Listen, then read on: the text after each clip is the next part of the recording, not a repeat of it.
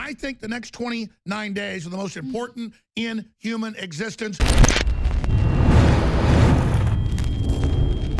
But I wanted to bring this up to Roger Stone because I love Christmas. I love the holidays. I love spending time with family. I love spending time with the crew. We're all having a pretty good time. Donald Trump's elected. Gallup says it's the highest level of confidence in business and individuals ever recorded in Gallup's 100-plus year history. They call it Trumphoria. Tens of billions of dollars every week are being announced of new jobs coming back in because we don't have a president who's out to get us. But meanwhile, 2 months ago, Hillary, Obama, and the head of NATO, I'm looking at Reuters right here, massive cyber attack to trigger NATO response. Stoltenberg, head of NATO, they went on to say in the fourth paragraph that the new policy of NATO would respond to a cyber attack with conventional weapons. It says conventional weapons. Now it's being reported, it's up on Infowars.com, there's also an NBC report, that Obama, when he called on the red phone last week, said we could militarily strike you with no proof that there was actually a Russian hack when we have the Chinese, communists, the Saudi Arabians, everybody else bragging that they gave, in the case of the Saudis, 20% of the money to her. This is unbelievable. So Roger Stone joins us from his studios, and I got to say he's amply dressed up like a James Bond either villain or I guess MI6 officer, but he does look like he's dressed up, you know, to like try to repel a death squad assault. So it's kind of best of times, worst of times here. We got the Christmas trees and all the fun. And meanwhile, with 29 days until the seating of Trump, you have all this great stuff happening while the left goes into total insane asylum behavior. MTV launches videos saying whites are inherently evil.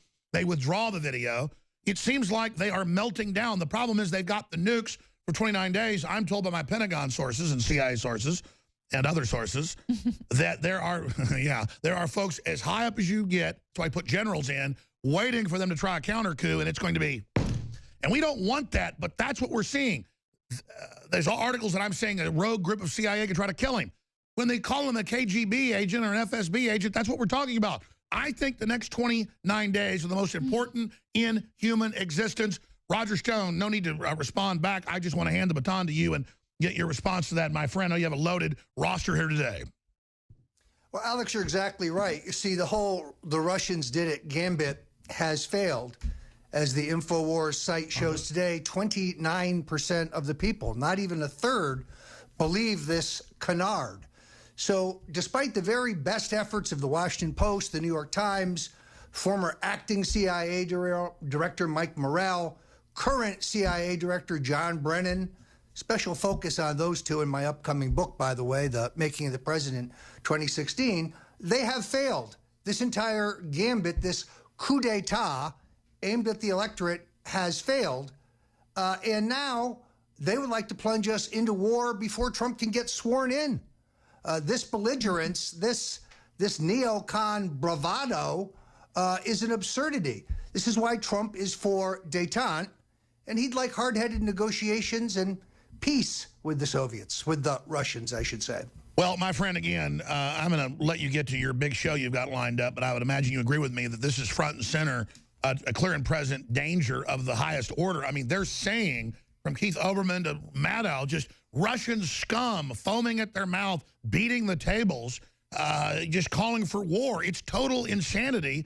I believe that these are megalomaniacs who cannot stand the fact that they have been removed and are clutching on. I know, obviously, Trump's aware of this, but just talking to Owen and talking to Ashley and, of course, Leanne, any other points or questions? And then we're going to hand this over to Roger Stone. Well, I think that they've been building this for a while, Alex. Joe Biden said that we will respond with a physical attack to a cyber attack, just as a general statement a few months ago. Didn't mention Russia or anything, just a general statement. We will respond to a cyber attack with a physical attack. Now you got the red phone, you got the rhetoric from Obama, you got 29 days left. They don't want to hand over power. You know what's at stake. We all know what's at stake. Trump knows what's at stake. I think for you to say these next 29 days are some of the most pivotal in human history is perfectly reasonable. When Chile, but sadly, most people don't understand that, Alex. Was it Chile or was it? It was Chile or was it Brazil? I always get mixed up with the Falklands War.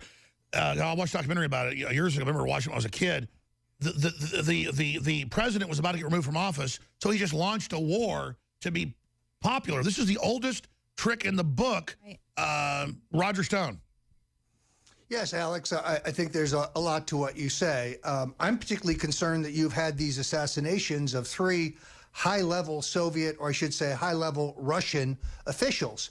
One has to wonder whether that isn't some provocation by the neocons. Now, I'm not a deeply religious person, but I believe in God, and I'm a Christian, and I pray for Donald Trump every night because I think the easiest way to end this revolution would be to take out the leader.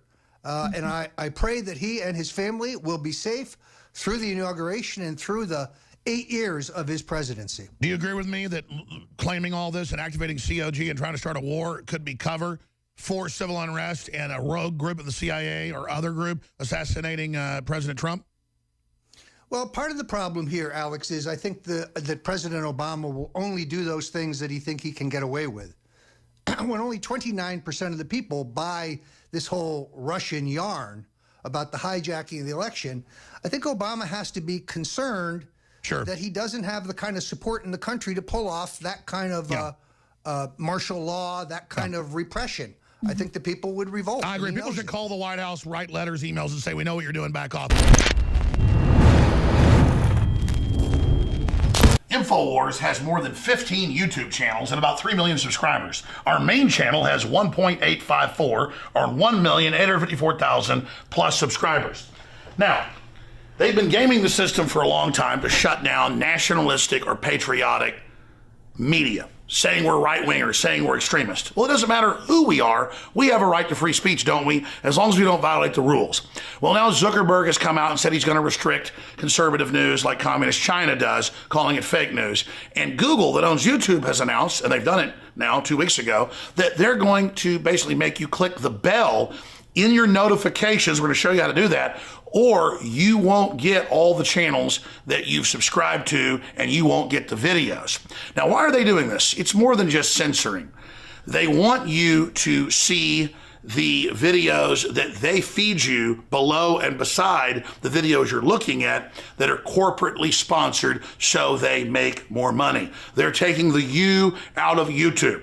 So we're in this information war, and it's more important than ever that you promote the videos, that you like the videos, and that you send them on to others. Because the answer to the attempt to shut us down and restrict free speech that's openly now happening is for us to redouble our efforts. We're winning the culture war as true classical liberals that made this country great. We're restoring the Renaissance. So again, if you want to get our videos, so you can make your decision whether you want to see them or not. After all, that's why you subscribed. YouTube's had this since they started 12 years ago or whatever it was. And they're fundamentally changing it so you don't get it. Ladies and gentlemen, this is promoting fake news and trash news and establishment news. It's killing real independent news. But we the people, by taking action, can break the back of this system. So please, click on the bell so you get the notifications and so you get in your feed the videos and channels you've subscribed to. I'm Alex Jones for Infowars.com.